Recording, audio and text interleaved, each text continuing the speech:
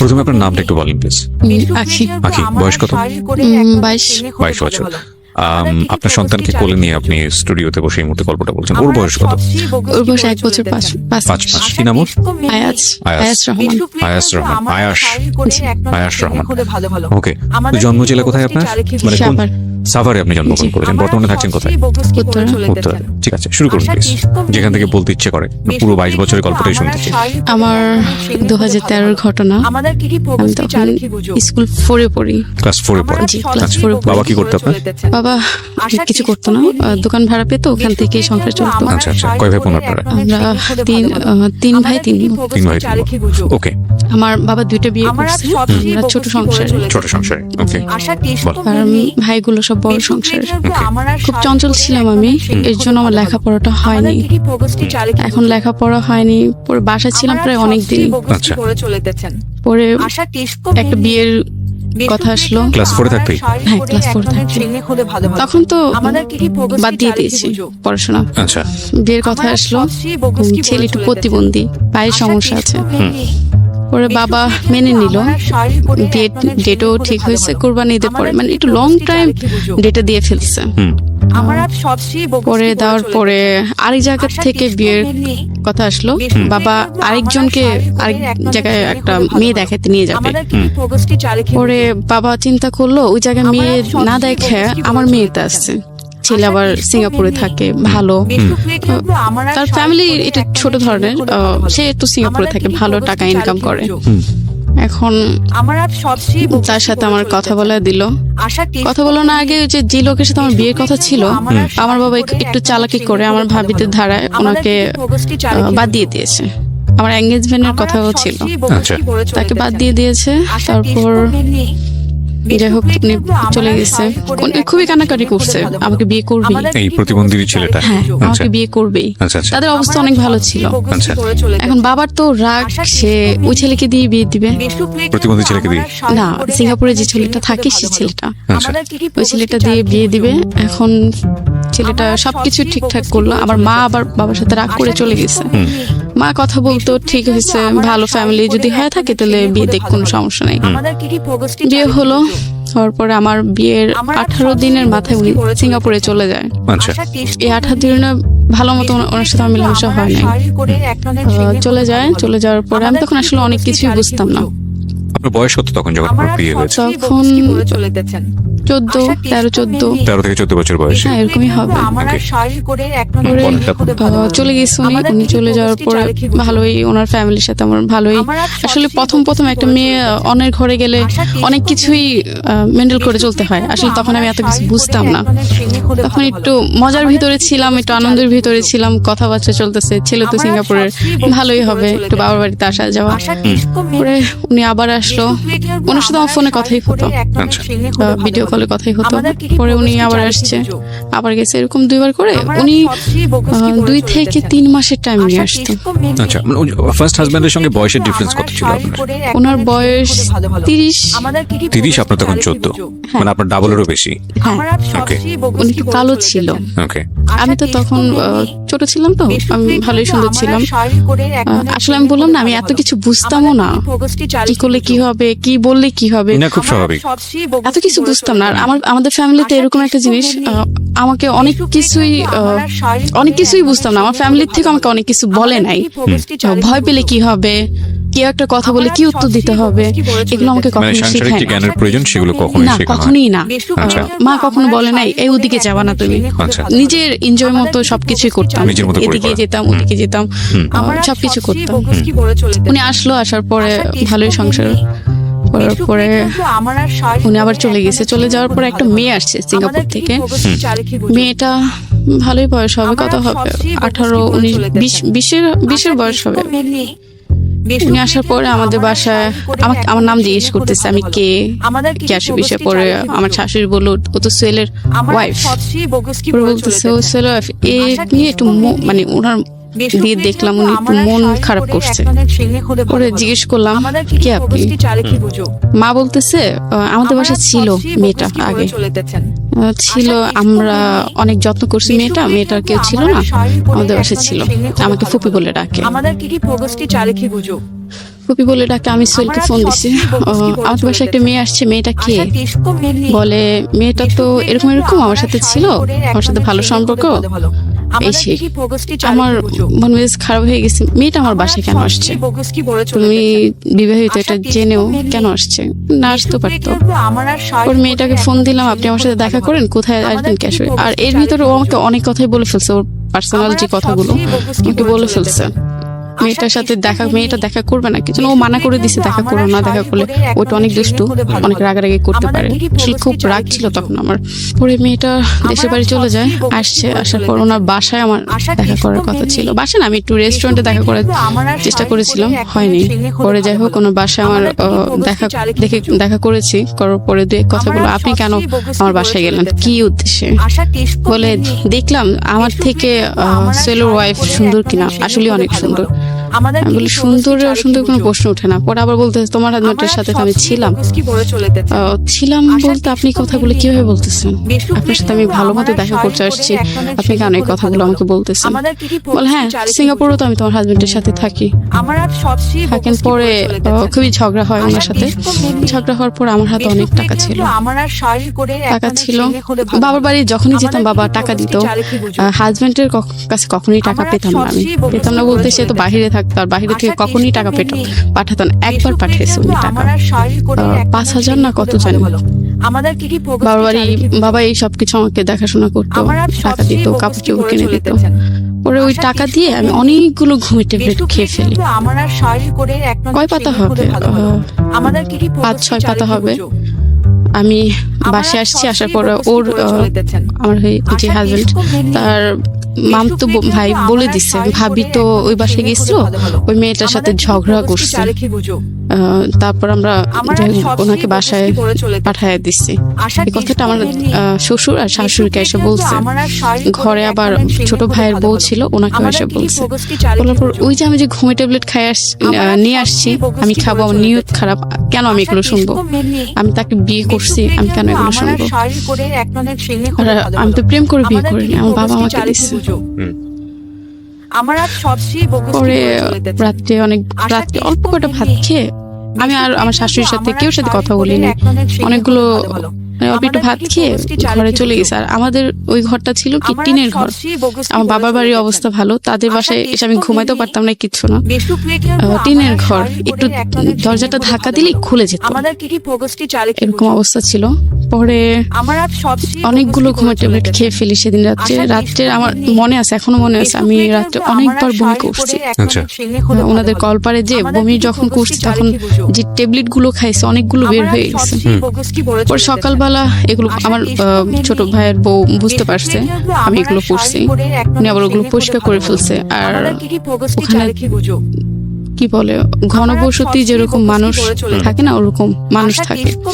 এখন এক কথা শুনলে তো আরেক কথা হবে, এটা স্বাভাবিক। একজনে বলে আমি নেশা করছি, আরেকজনে বলে এটা করছি সেটা করছি। পরে আমার মাকে ফোন দেয়, সকাল আর উঠি না, উঠবো কিভাবে, অনেকগুলো ঘুমের ট্যাবলেট খেয়ে ফেলছি। আমার মাকে ফোন দেয়, মা এসে দেখে এই অবস্থা। মা আবার আমার বড় মাও আসে, এসে দুজনে এসে আমাকে নিয়ে যায়। নিয়ে যাওয়ার পরে হাসপাতালে নিয়ে যায়। আমার বাবা তখন শেরপুর ছিল, নানু বাড়িতে।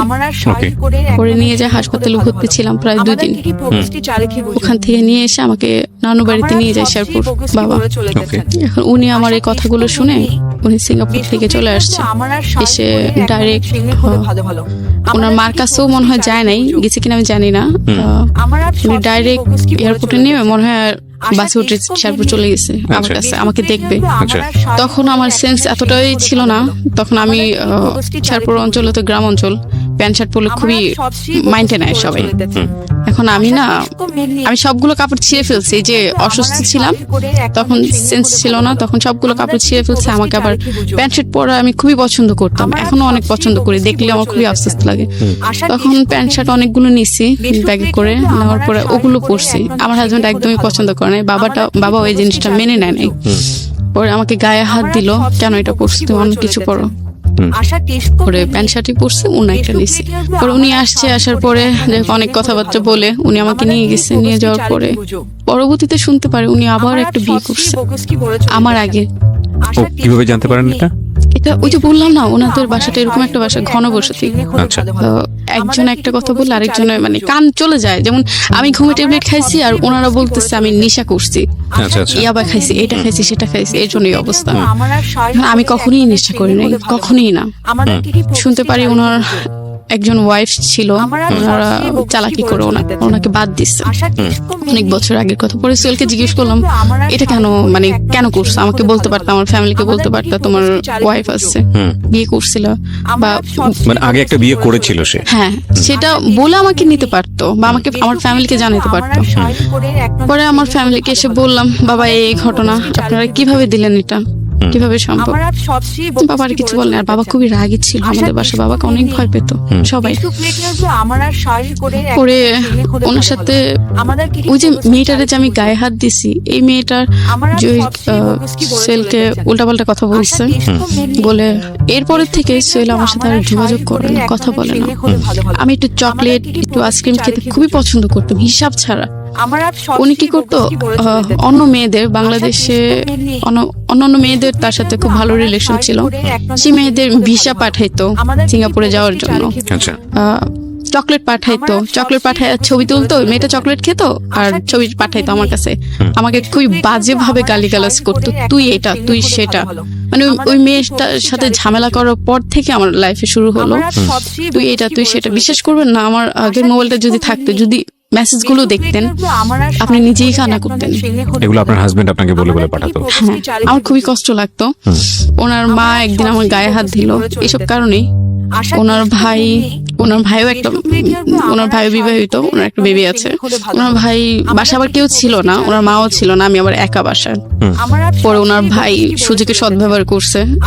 রাত্রে ফজর একটু আগে সে আমার রুমে এসে, বললাম না দরজা ধাক্কা দিলেই দরজা খুলে যায়, উনি বাসার রুমের ভিতর ঢুকে। তখন আমার আসলে বলার কিছু ছিল না, আমি কেউ কিছু বলতেও পারি না, কিচ্ছু না।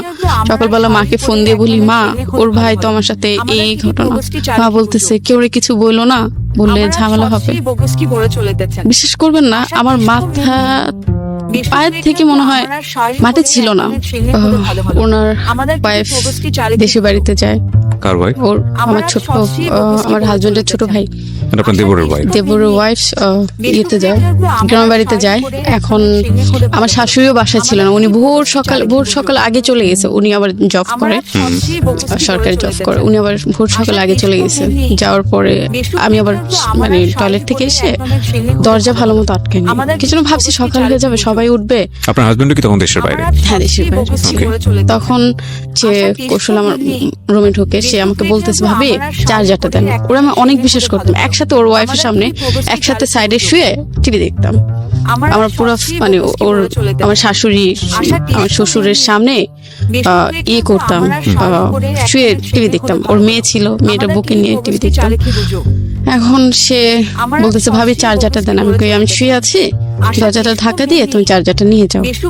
পরে চার্জার নেয় নাই, সে রুমে ঢুকেই আমাকে মুখ চাপ দিয়ে বাজে একটা। আমি ইন্ডিভিজুয়াল নিতে চাচ্ছি না, সামহাউ যে ঘটনাটা ঘটেছে। তারপর সে বিশ্বাস করবে না, মানে আমি কখনই ভাবি নাই ও আমার ছোট ভাইয়ের ভাই, ওরা আমার নিজের ভাইয়ের মতো দেখতাম। কিছু একসাথে ঘুমাতাম, একসাথে কথা বলতাম। আপনি কি করলেন এরকম একটা ঘটনা ঘটে যাওয়ার পরে? তখন মাকে বললাম, মা এই ঘটনা, সে তো আমার সাথে এটা করছে। মা বলতেছে কেউ বলা দরকার নাই, বললে তোমার সংসার টিকবে না।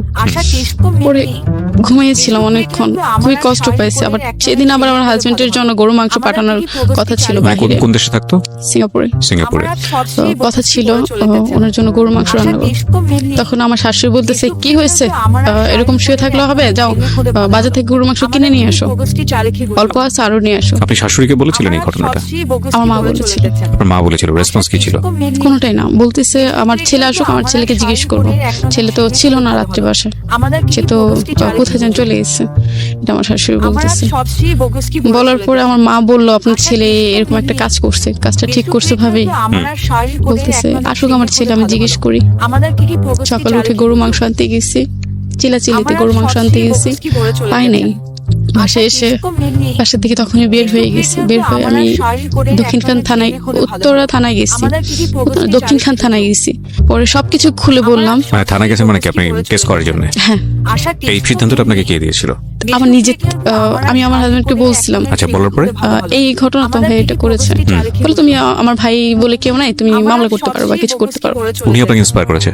Very good, excellent. খুবই কষ্ট লাগছে কি জন্য, তার ভাই সে কিছু না বলে সে আমাকে বলে মামলা করতে, ওই কষ্ট লাগলো। না না, এটা তো আমি মনে করি যে সে আপনাকে ভালো সাজেশন দিয়েছে। প্রথম কথা হচ্ছে বলবো তো পরে, আগে মামলা করুক, আইনি অ্যাকশন আগে নিক, কারণ আইনি অ্যাকশন আনলে তো এগুলো প্রুফ থাকবে না। ঠিক আছে, আপনার কাছে আপনি হয়তো বিষয়টাকে কিভাবে দেখেছেন সেটা আপনার বিষয়, বাট আমার জায়গা থেকে আমি মনে করি যে সে আপনাকে ভালো সাজেশন দিয়েছে। হ্যাঁ দিয়েছে, ওই যে ভাই বলে কিছু বললো না, আমাকে বলছে ভাইকে কিছু বলে না, বলে থাকে মামলা করো, মামলা করো। আচ্ছা, তারপর আমি গেলাম ওই থানায়, এবার মামলা হবে না। কেন হবে না? আপনি পুলিশকে বলেছেন যে এই ঘটনা ঘটেছে? হ্যাঁ, সব বলেছি। আসলে আমি প্রমাণটা ছিল না। প্রমাণ তো পুলিশ ইনভেস্টিগেট করবে, মেডিকেল করবে, সেটা তারপরে প্রমাণ। কিভাবে করবে সেটা তো আসলে আপনি কি করেছেন ওখানে গিয়ে আমাকে একটু বলুন। ওনাকে আমি সব বলেছি এই ঘটনা। উনি বলছে কোথায়, জায়গাটা কোথায়? পরে আমি জায়গাটা বলছি এখানে, বলে এখানে না, আপনি এয়ারপোর্ট থানায় যান। আচ্ছা, মানে ওই থানার মধ্যে আপনি জানেন আর কি, থানা এরিয়া তো অন্য থানায় চলে গিয়েছিলেন। হ্যাঁ, আমি জানতাম না কোন থানায় গেলে কি হবে। আচ্ছা, এটা আমি জানতাম না, সেজন্য কখনোই ভাবি না আমি থানায় যেতে হবে। ওকে। পরে এয়ারপোর্ট থানায় গেলাম, পরে বলতেছে এটা এখানে না, আপনি এয়ারপোর্টের ভিতরে একটা থানা আছে, আপনি ওখানে যান। আচ্ছা, তারপর হাতে টাকা ছিল না, খুবই কষ্ট করে আমি হেঁটে হেঁটে হেঁটে হেঁটে গেছি খোঁজ করে। পরে যে অনেকক্ষণ বসেছিলাম, বললাম আপনার সাথে একটু কথা বলবো। অফিসার বলছে আপনার সাথে একটু কথা বলবো। বলে, কি কথা বলবেন? আমাকে ওনার সামনে বলা যাবে না, একটু লোক ছিল, উনি অফিসার ছিল, আমি আসলে জানি না, আমার তো ওরকম ভাবে বলে নাই উনি অফিসার ছিল। এখন বলতেছে, আমি অনেকক্ষণ বসে আছি, কিন্তু লজ্জার কথা বলা যাবে না কেউ সামনে, তখন ছোট ছিলাম, বুঝতেও পারিনি। অনেকক্ষণ পরে বলতেছে, উনিও তো অফিসার, আপনি বলেন ওনার সামনে কি বলতে চান। আপনি অনেকক্ষণ পরে বসে দুজনে কি পুলিশ অফিসার? হ্যাঁ। কোন মহিলা অফিসার ছিল না থানাতে? ছিল না। আচ্ছা, তারপর পরে বললাম আমার সাথে এই ঘটেছে, এই ঘটনা, আমি মামলা করতে চাই। আপনার বয়স কত? 14 হবে, 13-14 হবে। বলে আপনাকে বিয়ে দিচ্ছে, আপনার বাবা মাও ধরে নিয়ে যাব, আপনার শ্বশুর শাশুড়িকে ধরে নিয়ে যাবো, কিন্তু আপনি নাবালক। তখনই আমি আসলে নাবালক ছিলাম। দুজনকে ধরে নিয়ে যাব। একটু ভয় লাগছে, আমার শ্বশুর বাড়ির লোকগুলো ধরলে আমার কোনো আপত্তি না, আমার বাবা মাকে যদি ধরে তাহলে আমার খুবই কষ্ট লাগবে। আমার কারণে আমার বাবা মা কিছু হবে, সেটা আমি কখনোই চাইনি, ভয় লাগছে। তারপর বলতেছে আপনার শ্বশুরের নাম্বার আছে? হ্যাঁ আছে। আমার শ্বশুরও ফোন দিয়ে বললো আপনার ছেলের বউ আসছে, এই ঘটনা কি হয়েছে। ওরা আমার শ্বশুরই উল্টাপাল্টা বুঝাইতেছে, আসলে এগুলো মিথ্যে কথা, সে মিথ্যে কথা প্রচার করতেছে বা কিছু। আমি বলি আপনি মেডিকেলে যদি নিয়ে যান আমাকে নিতে পারেন, আমার কোনো আপত্তি নাই। পরে আমাকে অনেক কিছু বুঝে ওখান থেকে, আমার শ্বশুর যখন বলছে মিথ্যে কথা এগুলো প্রচার করতেছে, তখন ওই অফিসারটা অনেক কিছু বুঝে আমাকে ওখান থেকে বিদায় করে দিচ্ছে। অফিসারই আপনাকে বুঝিয়ে পার করে দিয়েছে? কি বুঝিয়েছে আপনাকে? আপনার বাবা মাকে ধরে নিয়ে যাবো, কিছু আপনি নাবালক। সেটা আপনার, সেটা লিগ্যাল অ্যাকশন থেকে অফিসার 100% কারেক্ট কথা বলেছে। এগুলো বলে আমাকে পাঠিয়ে দিয়েছে, সে আমাকে আসলে ওরকম ভাবে গুরুত্ব দেয় নাই আপনার কাছে মনে হচ্ছে। হ্যাঁ, বাট সে আপনাকে যে কথাটা বলেছে সেটা কিন্তু কারেক্ট। 13-14 বছর বয়সে যে বাবা মা বিয়ে দেয় তারা কিন্তু ultimately is one kind of crime, এবং সে যদি লিগ্যাল পার্সপেক্টিভ থেকে যদি দৌড়ায় তাহলে আপনার বাবা মাও কিন্তু আসলে এই ঘটনার প্রেক্ষাপটে কিন্তু টান পড়তে পারে। তো আমি জানি না, আমি নট এ লয়ার, বাট আমার মনে হয় পুলিশ যেখানে আপনাকে যে এটা বলেছে সেটা বলেছে ঠিকই আছে। তবে একটা জিনিস আমার মনে হয় যে থানাতে আসলে ওই সময়টাতে আপনি ডিমান্ড করেছেন কিনা জানি না, কোন মহিলা পুলিশ তো